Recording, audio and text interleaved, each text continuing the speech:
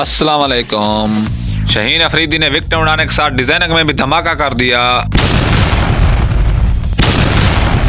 लाहौर कलंदर की शर्ट किसने डिजाइन किया है हम आपको बताते हैं। शाहीन अफरीदी ने डिजाइन किया है या उसकी बीवी अनशा अफरीदी ने डिजाइन किया है। ये तमाम अपडेट्स जानने के लिए हमारे चैनल को सबसे पहले सब्सक्राइब कर दें और ऑल नोटिफिकेशन पर जरूर यस करें ताकि हर नई आने वाली वीडियो आप तक जरूर पहुंचती रहे। हम आपको बताएंगे कि शाहीन अफरीदी को अलिफ की किली भी नहीं आती शर्ट डिजाइन करने में। ये तमाम काम उसकी बीवी अनशा अफरीदी ने किया है।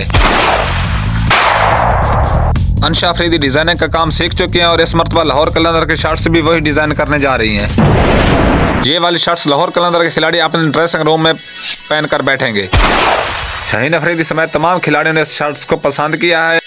इस किट का डिजाइन हम आपको आखिर में दिखाएंगे।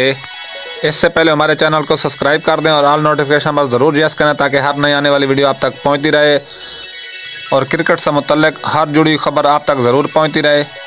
और हम आपको दिखाने जा रहे हैं जो 2023 के PSL में लाहौर कलंदर अपनी शर्ट्स ज़ेब तान करके मैदान में उतरेगी, वो आप देख सकते हैं। अल्लाह हाफिज़।